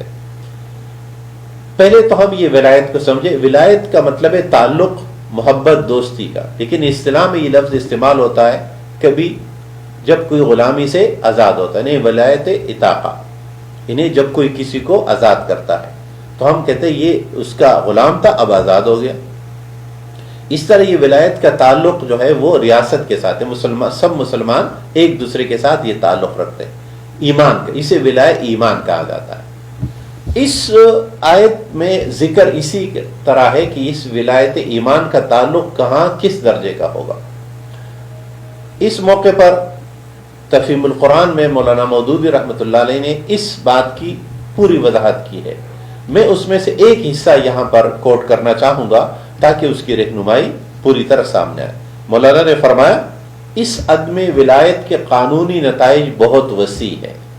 کہ مسلمانوں کا ان مسلمانوں سے ولایت کا تعلق نہیں ہے جو دارالاسلام میں نہیں آئے یا یہاں سے چلے گئے، جن کی تفصیلات بیان کرنے کا تو یہ موقع نہیں ہے، میں ابھی تفصیلات چھوڑ رہا ہوں، لیکن کچھ اشارے مثال کے طور پر صرف اتنا اشارہ کافی ہوگا کہ اس عدم ولایت کے بنا پر دارالکفر اور دارالاسلام کے مسلمان ایک دوسرے کے وارث نہیں ہو سکتے۔ مولانا مودودی رحمۃ اللہ علیہ فرماتے ہیں کہ اس عدم ولایت کی بنا پر دارالکفر اور دارالاسلام کے مسلمان ایک دوسرے کے وارث نہیں بن سکتے، ایک دوسرے کے قانونی ولی نہیں بن سکتے، باہم شادی بیان نہیں کر سکتے، اور اسلامی حکومت کسی ایسے شخص کو اپنے ہاں ذمہ داری کا منصب نہیں دے سکتی جس نے دارالکفر سے شہریت کا تعلق نہ توڑا ہو۔ دو کشتیوں کو مسافر پاکستان اور برطانیہ یا پاکستان یا امریکہ یا پاکستان اور روس کی ڈول نیشنلٹی رکھنے والے دونوں سے وفاداری کبھی نہیں نبھا سکتے۔ مولانا مزید فرماتے ہیں علاوہ بری یہ آیت اسلامی حکومت کی خارجی سیاست پہ بھی اثر ڈالتی ہے، اس کے روح سے دولت اسلامیہ کی ذمہ داری ان مسلمانوں تک محدود ہے جو اس کے حدود کے اندر رہتے ہیں، باہر کے مسلمانوں کی کسی ذمہ داری کا بار اس کے سر نہیں ہے۔ یہی وہ بات ہے جو نبی کریم صلی اللہ علیہ وسلم نے اس حدیث میں ارشاد فرمائی کہ انا بریء من کل مسلم بین ظہران المشرکین، میں ہر اس کسی ایسے مسلمان کی حمایت و حفاظت کا ذمہ دار نہیں ہوں جو مشرکین کے درمیان رہتا ہو۔ اس طرح اسلامی قانون نے اس جھگڑے کی جڑ کاٹ دی جو بالعموم بین الاقوامی پیچیدگیوں کا سبب بنتا ہے، کیونکہ جب کوئی حکومت اپنے حدود سے باہر رہنے والی بعض اقلیتوں کا ذمہ اپنے سر لیتی ہے تو اس کی وجہ سے الجھنیں پیش آتی ہے۔ یعنی مولانا نے یہ بات دو ٹوک طور پر واضح کر دی کہ مسلمان معاشروں کو چھوڑ کر کفریہ معاشروں میں رہائش اختیار کرنے والے پھر جب یہ تقاضا کرتے ہیں کہ مسلمان یہاں سے ان کے کام آئے تو اس کے سے جو پیچیدگیاں جنم لیتی ہے وہ سب کو بھگتنی پڑتی ہے۔ تو اولین ترجیح یہ ہے کہ مسلمان معاشروں میں، مسلمان ریاستوں میں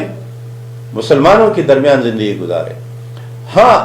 کوئی ضرورت، کوئی شرع وجہ ہے تو عارضی طور پر باہر جایا جا سکتا ہے، جیسے کہ تجارت کے لیے جایا جا سکتا ہے، لیکن تجارت کے بعد واپس آنا ہوتا ہے۔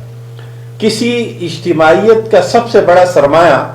اس کے مال و دولت یا اس کے لوگوں کا ٹیلنٹ نہیں بلکہ افراد ہوا کرتے ہیں۔ جب مسلمانوں کا یہ سب سے قیمتی سرمایہ اسلامی اجتماعیتیں چھوڑ کر کفریہ اجتماعیتوں میں جا کر زندگی گزارتے ہیں تو اس کا نقصان مجموعی لحاظ سے سب مسلمانوں کو ہوتا ہے۔ یہ بات بھی درست ہے کہ اگر کوئی شخص اپنے کاروبار کے لیے باہر جا رہا ہے اور وہاں وہ دین کی تعلیم و تربیت یا دعوت و تبلیغ کا کام کرتا ہے تو وہ بھی درست ہے، لیکن اصل ٹھکانہ مسلمان، اور یہ دراصل بنیاد ہے اس بات کی کہ اسلامی خلافت کی ضرورت کیوں ہے، اسلامی انقلاب کی ضرورت کیا ہے، اسلامی معاشرے کی ضرورت کیا ہے، یا مدینے کی ریاست جو رسول اللہ صلی اللہ علیہ وسلم نے قائم کی تھی اس کی ضرورت کیوں کر ہے۔ اگر مسلمان اجتماعیت میں رہنا مقصود اور مطلوب نہ ہوتا تو پھر مدینے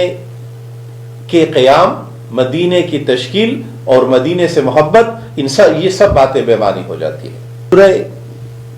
انفال کی اس آخری بات کے بعد سورہ توبہ کا آغاز ہوتا ہے، اور اس کا آغاز پہلی ہی آیت یہ ہے کہ براءۃ من اللہ ورسولہ الی الذین عاہدتم من المشرکین،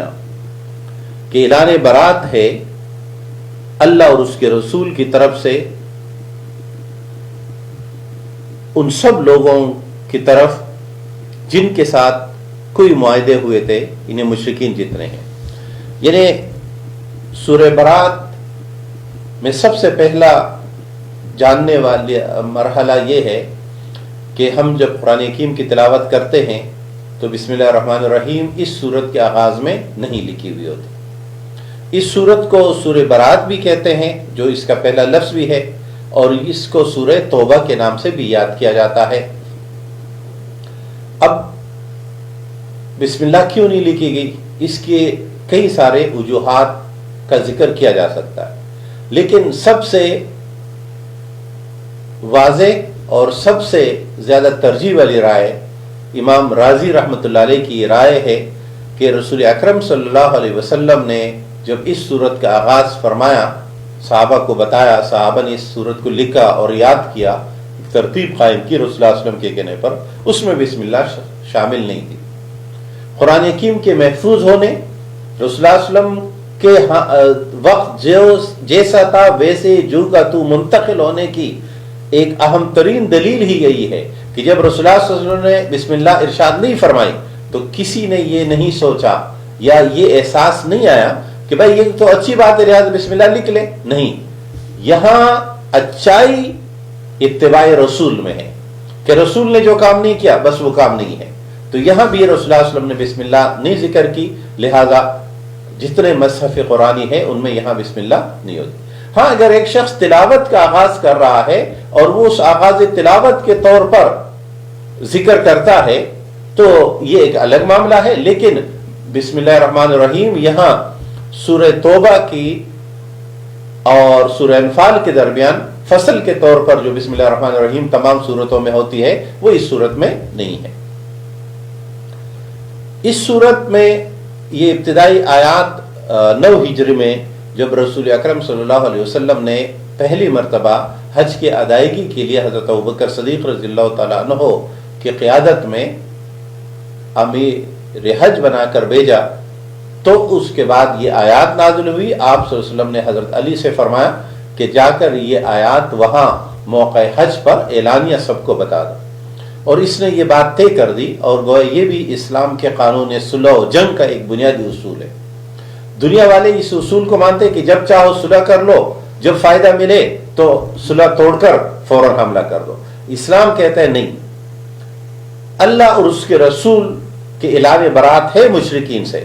لیکن جن کے ساتھ معاہدے ہیں وہ معاہدے اپنے تکمیل تک پہنچیں گے تو ختم ہوں گے۔ یہاں پر قرآن حکیم نے آیت نمبر 2 میں 4 مہینے کی مہلت دی ہے کہ سب چیزیں الگ الگ ہو جائیں گی۔ یہ نہیں کہ اتنے سارے مسلمان مکے میں ہیں لہذا یہاں سے فارغ ہونے کے بعد جا کر جہاں موقع ملے کافروں کو مار ڈالو۔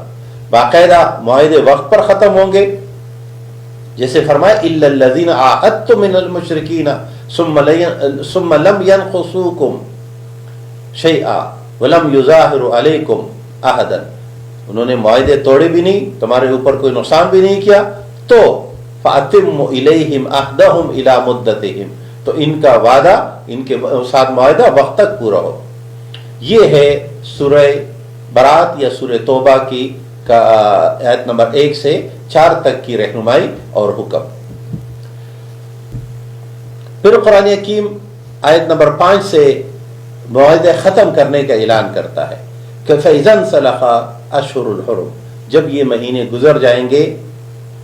وقت معاہدوں کا جس سے جو تھا وہ پورا ہو جائے گا، اس کے بعد مشرکین کے خلاف اعلان جنگ ہے، وہ جہاں پائے جائیں گے ان کے ساتھ قتال کیا جائے گا۔ جب وہ اسلام کے لیے، مسلمانوں کے لیے، اسلامی ریاست کے لیے، مدینے کی ریاست کے لیے، یہ جو ہم مدینے کی ریاست کا بات ذکر کرتے ہیں، اسلامی ریاست کا یا اقامت دین والے معاشرے کا ذکر کرتے ہیں، یا غلبہ اسلام، غلبہ دین جو پیغمبر صلی اللہ علیہ وسلم کی ذمہ داری ہے اس کا ذکر کرتے ہیں، تو مقصود اس سے یہ ہے کہ مسلمان قرآن و سنت کے مطابق زندگی گزار ہی اس معاشرے میں سکتے ہیں جو مسلمانوں کا اپنا قرآن و سنت کے اصولوں کی بنیاد پر استوار کردہ یا تشکیل کردہ معاشرہ ہو۔ ورنہ اگر ایسا نہیں ہوگا تو پھر اسلام کے ہونے یا نہ ہونے کا کوئی مقصود یا کوئی فائدہ بھی انسانیت کو نہیں ملے گا۔ قرآن حکیم نے سورہ توبہ کی آیت نمبر 17 اور 18 میں اور پھر 19 میں ایک رہنمائی ارشاد فرمائی۔ مسلمان معاشرے کا محور و مرکز، اسلامی معاشرہ وجود پاتا ہے مسجد کے ارد گرد۔ مسجد مسلمانوں کا مرکز ہے، اس لیے علامہ یوسف القرضاوی نے لکھا ہے کہ جیسے مسلمانوں کا تصور اسلام کے بغیر ممکن نہیں ہے، یہ ہو نہیں سکتا کہ مسلمان ہو لیکن ان کے پاس اسلام نہیں ہو، اسی طرح یہ ممکن نہیں ہے کہ کسی اسلامی معاشرے کا تصور، کسی اسلامی اجتماعیت کا تصور مسجد کے بغیر وجود میں ہے۔ اس لیے رسول اکرم صلی اللہ علیہ وسلم مکے میں تھے تو جب تک حرم کعبہ آپ کے اختیار میں نہیں تھا تو ارقم ابن ارقم رضی اللہ تعالی عنہ کا گھر، اور اس کے بعد جب آپ مدینہ تشریف لائے تو پہلے داخل ہوئے تو قباء کے مقام پر مسجد قباء کی بنیاد، اور جب آپ مدینے میں تشریف لائے تو مدینے میں آپ نے مسجد نبوی کی بنیاد رکھی۔ اور یہ تسلسل ہے ہمارے آج کے ہر مسلمان محلے میں جہاں مسلمان ہے وہ مسجد بناتے ہیں، اور مسجد دراصل اسلامی اجتماعیت مسلمانوں کے محور و مرکز ہے، ان کے ثقافتی بھی، تعلیمی بھی، ان کے نظریاتی بھی، اور ان کے عبادات کا محور و مرکز بھی۔ ہماری یہ بدقسمتی ضرور ہے کہ اب مسجد میں ہم وہ سب امور سر انجام نہیں دے پاتے جو رسول اکرم صلی اللہ علیہ وسلم مسجد نبوی میں بیٹھ کر سر انجام دیتے تھے۔ آپ صلی اللہ علیہ وسلم کے پاس بیرونی ملک سے غیر مسلم وفود آتے تھے تو بھی مسجد نبوی میں ملاقاتیں ہوتی تھی، گویا بین الاقوامی سفارتیں، خارجہ امور، ان کو بھی مسجد نبوی سے ڈیل کیا جاتا تھا۔ اس طرح اگر کوئی نجران سے عیسائیوں کا وفد آیا، سوالات کیے تو بھی مسجد نبوی ہی میں ان کو ٹھہرایا گیا اور وہیں پر ان کے ساتھ بات چیت کی گئی۔ اس طرح صلح اور جنگ کے معاہدات بھی مدینے میں، مسجد نبوی میں، اور مسلمانوں کے آپس میں اگر کسی کی سزا کا فیصلہ ہونا ہے تو ان تمام عدالتی کارروائی بھی مسجد نبوی میں۔ یہ تمام باتیں اور نمازوں کا اہتمام، قیام اللیل کا اہتمام،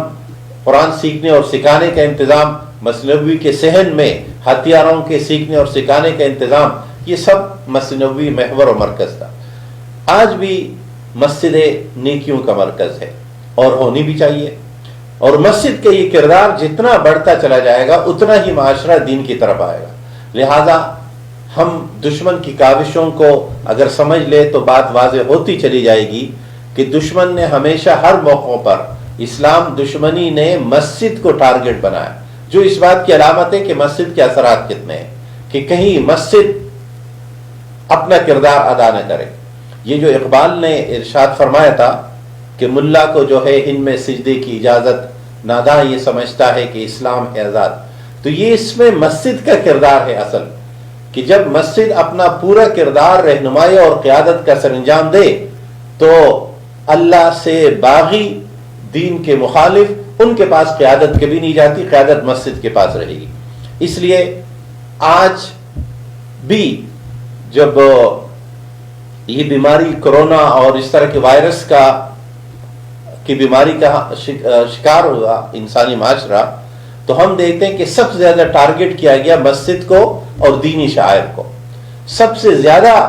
پابندیوں کی بات کی جاتی ہے مسجد میں نہ جانے کی،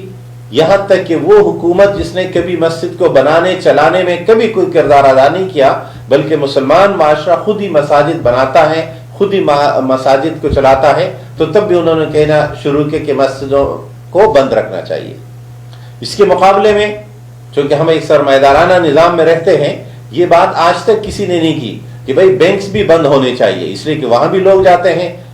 اور جب ہماری یہ امداد کی تقسیم کی سب لائنیں لگتی ہیں تو تب بھی بینکس کے سامنے اے ٹی ایم پہ لگتی ہے، اس کی مخالفت یا اس کے بند کرنے کی بات میڈیا کبھی نہیں کرتا۔ خود میڈیا ہاؤسز میں جو لوگوں کی اتنی کثرت اور پروگرامات کی بربار ہوتی ہے، وہاں کے نہ ہونے کی بات، اس لیے کہ سرمایہ دارانہ یہ سسٹم یا سرمایہ دارانہ نظام بینکاری کے اس نظام کے بغیر اور میڈیا کی اس تعاون کے بغیر اپنا وجود برقرار نہیں رہ سکتا۔ تو مسجد کی یہ اہمیت سورہ توبہ کی اس آیت سے بھی واضح ہوتی ہے۔ آئیے قرآن حکیم رہنمائی فرماتا ہے، ما کان للمشرکین ان یعمروا مساجد اللہ شاہدین علی انفسہم بالکفر اولئک حبطت اعمالہم وفی النار ہم خالدون۔ ما کان للمشرکین، مشرکین کا یہ کام نہیں ہے کہ وہ اللہ کے مساجد کی آبادی، تعمیر اور ترقی میں کرے، اور کون پھر یہ کام کرے گا؟ یہاں قرآن حکیم نے یہ بات طے کر دی۔ ہمارے جن مفسرین سے یہ غلطی ہوئی کہ انہوں نے اس بات کا اظہار کیا کہ مسجد کی تعمیر اور چلانے میں غیر مسلم کی امداد قبول کی جا سکتی ہے اگر وہ اثر انداز نہیں ہو۔ اسلام کے بنیادی اصولوں کے مطابق یہ بات درست نہیں ہے۔ مسجد کی تعمیر میں غیر مسلم سے اعانت یا مدد یا اس کا پیسہ کسی بھی صورت میں استعمال نہیں کیا جائے گا، اس لیے کہ مسجد عبادت صرف مسلمانوں کے اپنے انفاق اور اپنے اخراجات سے حصہ نکال کر۔ یہاں یہ بات بھی یاد رہے کہ ہمارے ہاں جب مختلف ممالک نے یا مختلف خصوصاً مالدار ممالک نے اپنے ہاں باقی اسلام کو اپنے اوپر نافذ کرنے کے لیے تو تیار نہیں، لیکن وہ دنیا بھر میں اس کے لیے تیار ہے کہ ہم اچھی اچھی اور بڑی بڑی مساجد بنائیں گے، تو مسلمانوں میں مساجد، بڑے اور عالیشان مساجد کی تعمیر کا ایک مقابلہ شروع ہو گیا۔ ہم اگر رسول اللہ صلی اللہ علیہ وسلم کے بنائے ہوئے پہلی مسجد کو یاد کریں کہ جس کی چھت کھجور کی شاخوں کی تھی، صحابہ کا سر لگتا تھا چھت سے، اور جب بارش ہوتی تھی تو زمین میں کیچڑ بن جاتی تھی۔ صحابہ کے واقعات ہے کہ ہمارے پیشانیوں سے کیچڑ لگ جاتی تھی، مٹی لگ جاتی تھی۔ لہذا مسجد کسی بھی معاشرے کے اپنی ضرورت کے مطابق ہونی چاہیے۔ معاشرہ جیسے گھروں میں رہتا ہے ویسے ہی ان کی مساجد ہونی چاہیے۔ اپنے گھروں کو کچے گھروں کے درمیان، جھوپڑوں کے درمیان کوئی عالیشان مسجد اور پھر مسجد کے ساتھ ساتھ 10-20 لاکھ اور 50-60 لاکھ یا کروڑ کا مینارہ بنانا ایک ایسے معاشرے میں جہاں لوگوں کو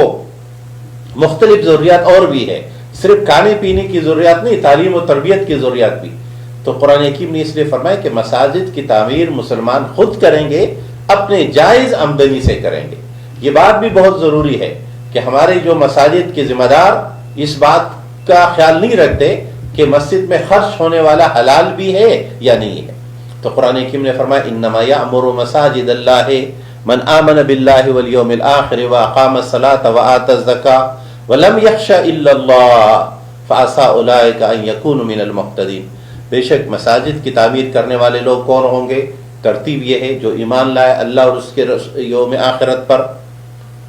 اللہ اور آخرت پر یقین رکھنے والا، تبھی وہ مسجد میں خرچ کرے گا. اور یہی بنیاد ہے کہ یہ انفاق بنے گا. صرف اب ڈونرز کی فہرست میں اپنا نام بڑا لکھوانا اگر مقصود ہے تو اس کا کوئی اجر نہیں ہوگا. واقام الصلاۃ، جو نماز مسجد میں تعمیر کرتے ہیں وہ خود نماز کا حصہ بھی ہوگا. یعنی یہ تقسیم نہیں ہے کہ کچھ لوگ صرف پیسہ خرچ کریں اور کچھ لوگ دوسری نیکیاں کریں، سب لوگ سب نیکیاں کریں گے. وآتى الزکاة ولم یخش الا اللہ، زکوٰۃ ادا کرنے والا ہے، اقامت صلاۃ کرنے والا، یوم آخرت اور اللہ پر یقین رکھنے والا، یہی وہ لوگ ہیں جن کی یہ ذمہ داری ہے کہ وہ مساجد کی تعمیر کریں. ہم جب مساجد کی تعمیر کرتے ہیں یا قرآن حکیم نے جب لفظ یأمر مساجد اللہ، تو مساجد کی تعمیر سے مراد مساجد میں بچ جانے والے قالین کی کوالٹی سے نہیں ہے، فرش پہ لگنے والے ٹائلز کی قیمت سے نہیں ہے، منارے کی اونچائی اور خوبصورتی سے نہیں ہے، مسجد کے اندر کی سہولیات سے نہیں ہے. اصل میں مساجد کی تعمیر ہے مسجد کو مفید استعمال کے لحاظ سے ہے. اور مسجد کا سب سے پہلا استعمال کیا ہے کہ اس میں اللہ کی عبادت کی جائے، 5 وقتہ باجماعت نمازوں کا اہتمام، اس کے ساتھ مسلمان معاشرے کی دینی رہنمائی کا محور و مرکز. جب ہماری دینی رہنمائی، ہماری سیاسی فیصلے، ہمارے معاشی فیصلے، ہمارے محلے کے تمام گھریلو اور خاندانی فیصلے، جیسے کہ ہمارے نکاح ہے یا ہمارے خاندانوں میں جو چپخلشیں ہوتی ہیں، ان سب کے فیصلے اگر مسجد میں ہوں گے تو تب مسجد محفوظ رہے گی سرمایہ دارانہ نظام کے مقابلے میں. لیکن اگر مسجد کو محدود کر کے صرف روزانہ 5 دفعہ 10-10 منٹ کے لیے نماز کے لیے کھول دی جائے تو اس کا مطلب ہے کہ ہمارا مسجد حصہ بن رہا ہے سرمایہ دارانہ نظام کا. اتنا سا کردار تو سرمایہ دارانہ نظام مسجد، مندر اور چرچ کو دینے کے لیے تیار ہے کہ آپ ان چیزوں میں آزاد ہے، تھوڑی دیر کے لیے کھول لے جائیں جتنے دل چاہے. جس طرح کہ وہ جوئے خانوں، جس طرح کہ سرمایہ دارانہ نظام جو ہے وہ جوئے کے اڈوں یا نائٹ کلب کے لیے تیار ہے کہ کلب بھی ٹھیک ہے، یہ سب ٹھیک ہے. جب تک مسجد خود نظام کی بنیاد نہ بنے یا نظام اسلامی نظام کی بات کا محور و مرکز نہ بنے تب تک یہ معاملات چلتے رہیں گے. قرآن حکیم نے اس کا آخری حصہ یہ ارشاد فرمایا اجعلتم سقایۃ الحاج و عمارت المسجد الحرام کمن آمن باللہ والیوم الآخر. انہیں نیکیوں کی یہ جو تم تقسیم کرتے ہو کہ ہم تو مسجد کی تعمیر کریں گے باقی دین کا کام نہیں کریں گے، جس طرح کہ اہل مکہ سمجھتے تھے. تو قرآن حکیم نے فرمایا مسجد حرام کی تعمیر بھی ہو یا مسجد نبی کی تعمیر بھی ہو، لیکن اگر باقی دین کی حصہ داری میں حصہ نہیں لے رہے ہیں، باقی اسلامی اجتماعیت کے مرکز و محور کے طور پر مساجد کو بنا نہیں رہے، تو صرف مسجد کی اعلیٰ اور عالیشان تعمیر کو اللہ تبارک و تعالی کہ اس ذمہ داری کی بنیاد پر ہم عہدہ برا ہو سکتے ہیں کہ ہم اسے پوری طرح سر انجام دیں. اللہ تبارک و تعالی ہماری مساجد کو ہمارے دینی، ہمارے تعلیمی، ہمارے معاشی اور ہماری سیاسی نظام کی محور و مرکز بنائے کہ جہاں یہ سب فیصلے ہو. 10ویں پارے میں اہم مضامین ہونے اور سورہ انفال میں تفصیلات کی وجہ سے ہم اپنے دستیاب وقت میں پورے مضامین کو نہیں لے سکے، تو 10ویں پارے کا کچھ حصہ ہم 11ویں پارے کے آغاز میں انشاءاللہ کر لیں گے. وآخر دعوانا ان الحمد للہ رب العالمین.